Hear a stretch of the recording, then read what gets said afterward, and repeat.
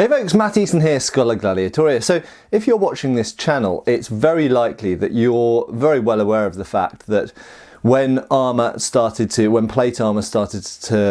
be an augmentation to mail armour and started to take over ultimately from mail or chainmail armour, that weapons changed accordingly. When we're talking about swords, one of the most apparent changes is we start to get pointier blade designs. Now, the standard explanation for that is, which I'm not going to contradict, is that a pointier weapon essentially is better at penetrating into gaps, and it's better at penetrating through mail in the gaps, and really just kind of whacking someone, walloping someone wearing plate armour doesn't really do very much. So you need to think of other ways to defeat them. So when we start to see plate armour becoming really sort of complete and really all-encompassing at the end of the 14th century and the beginning of the 15th century, we start to see these specialised weapons with very tapered pointy blades becoming pretty much universal, and of course more powerful striking weapons becoming more popular, such as poleaxes, and indeed specialised daggers such as the rondel dagger with a specialised spike blade for getting into gaps. And to cut a long story short, armoured people became much harder to kill. That's not to say that armoured people were easy to kill before. Of course, armoured people are much harder to kill than unarmoured people. But once you've got people in full plate harness, it is really quite a challenge to kill them. And we see throughout the 100 Years' War, for example, between England and France, we see sort of high nobility who were obviously equipped in the best armour of the day surviving after, you know, encounter after encounter, battle after battle, and being ransomed. And partly this was the nature of war, the so-called, you know, code of chivalry, but basically the fact that people realised that someone was worth more alive than dead. But additionally, they could go into so-called arrow storms. The Battle of Agincourt, famously a huge number of French prisoners were taken, and yet they had gone through an incredibly heavy longbow arrow storm, a storm of arrows, got to the English lines, duked it out hand to hand, and been taken prisoner, and in many cases apparently unwounded. Well, this is because their armour was extremely effective, and in most circumstances arrows and crossbow bolts, as has been shown in numerous tests, will usually bounce off good quality plate armour. But the question therefore comes, if pointy weapons came around in the age of plate, essentially to pierce through at gaps and places where there might be mail. So for example, we often point out that in half swording, so where you support your own blade with your spare hand, you're aiming for things like the armpits, obviously any openings that there might be around the vision slits, the ocularium, or anything else, but into armpits, into insides of the elbows, anywhere that there isn't plate essentially. But remember, there's going to be mail there and some degree of, I won't say padding, but shall we say a reinforced arming doublet, which is what's usually worn underneath plate and mail in this period. It's not like, don't think of it like a gambeson. It's more like a kind of jacket, like a kind of spring or autumn jacket, should we say. So it protects you from the armour, essentially. It protects you from the wear and tear of the armour, but it doesn't provide an awful lot of padding, because if you put lots of padding underneath the armour, it would make you overheat, and it would make you not so flexible and mobile and these kind of things. Anyway, that's a tangent, that's for another video. But if we accept that these points are for getting into gaps and getting through mail and getting through padding, there's an interesting question that comes up, and this is actually the main question of the video. The question is, if the most effective types of swords against mail and padding, so pre-plate armour, are pointy weapons, why on earth were the people of the so-called Dark Ages, or the Viking era, or the Migration era, using swords like this? And that's a damn good question, and I have to say, so a number of people over the years have posted this question to me in the comments underneath various videos I've done in the past, and most people would describe this as a Viking sword. Well, first of all, it's not a Viking sword as such, it's a sword of the Viking period, should we say. Okay, so it's not specifically a Viking sword, but whatever you want to call it, a sword of the, should we say, in this case sort of 7th, 8th century through to the 11th century of this type, has a broad, what you at Oakshott called Type 10 blade. A Type 10 blade is a broad cutting blade. They have very often a point of balance quite far from the hand. As you can see, that's a good 7 or 8 inches from the grip, and they have short one-handed grips and are pretty much always used with a shield, with a boss gripped shield. Okay, so if you've got this large essentially cleaver, and this is a weapon, and I have chopped up a pig with it, not an alive pig, a freshly killed pig with this. This is an extremely effective chopping, hewing weapon. Okay, this can cut as well as any sword I have ever cut with, including falchions and katanas. These are monstrous cutters, and be under no illusions here, this can take someone's forearm off without very much effort at all. Okay, this will chop through someone's hand with a relatively light blow by the scale of this type of sword. You can take legs off with these, you can take heads off with these, you can chop halfway through a torso with one of these. They are incredibly powerful cutting weapons.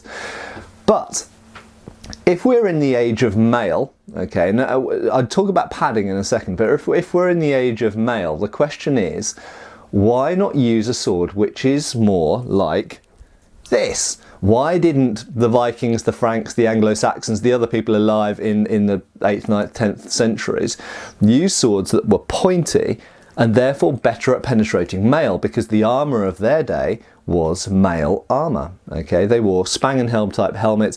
Think of the Bayeux Tapestry, spang and helm type helmets, and a mail hauberk. Well, I think there are several ways of answering this question, and they cover various different points. The first thing, and they all are various forms of context. Okay, my favourite C word. And they're all forms of context. So one of them is, what were they able to make in their day? What were they able to make a blade that looked like that? Well, I think that they were. Okay, so I have seen some people argue that this is making blades that are tapering and pointy like this is somehow a later technology, that the people of the time of these blades were simply not able to manufacture. I think that's incorrect. I think that's incorrect for at least two main reasons that immediately come to mind. Firstly, blades of that tapering style had already been made. Okay, that we see tapering pointy blades made in the Bronze Age. We see Roman period tapered blades. So this is an Oakshott Type 18 blade.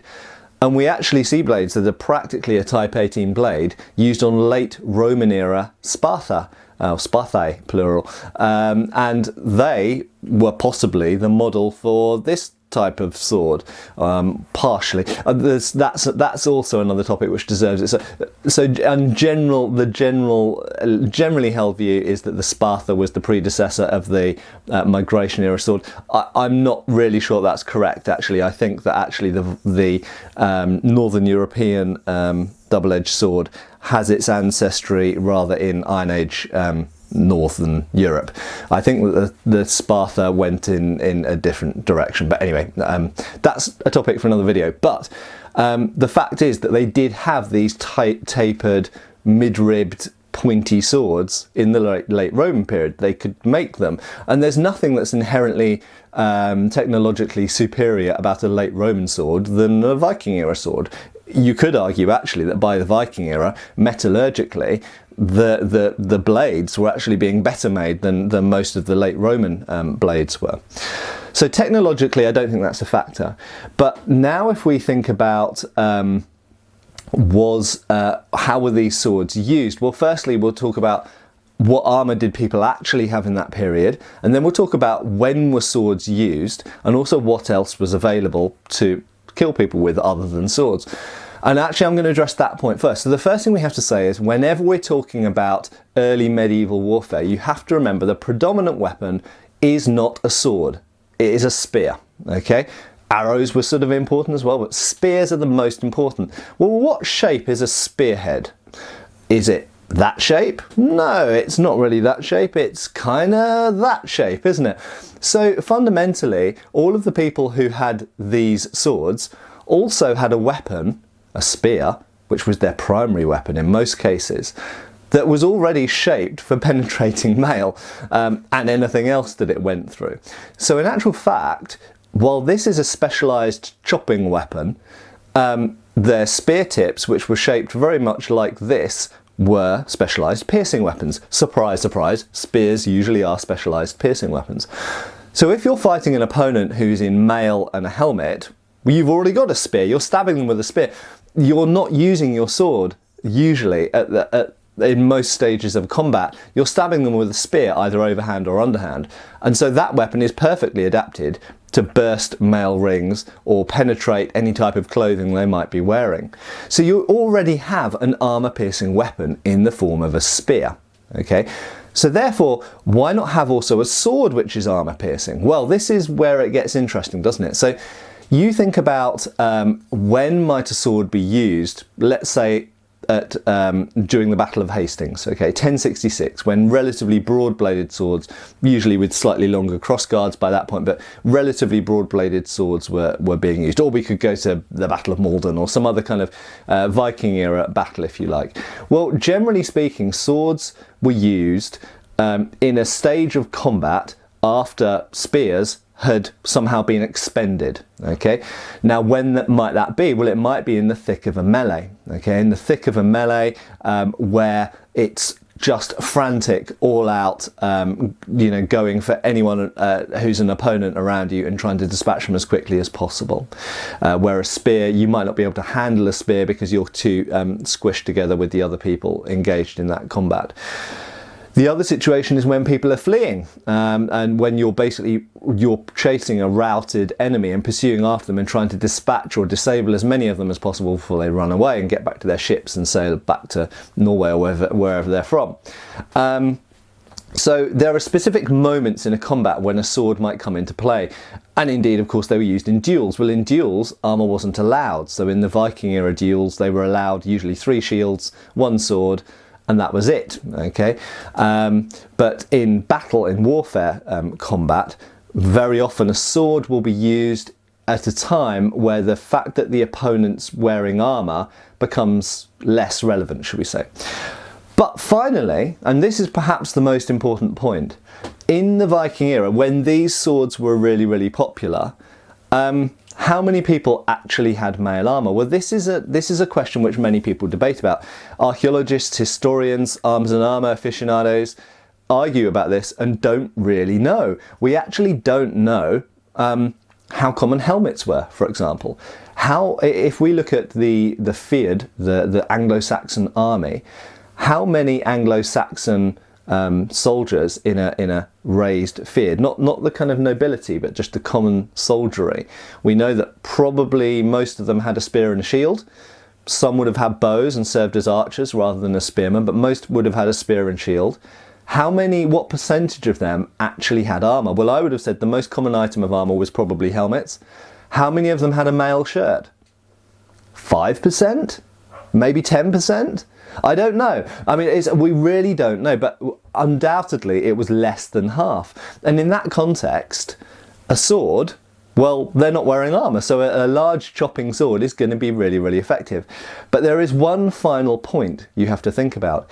Even if a person has a mail shirt and a helmet, what have they got in the rest of their body?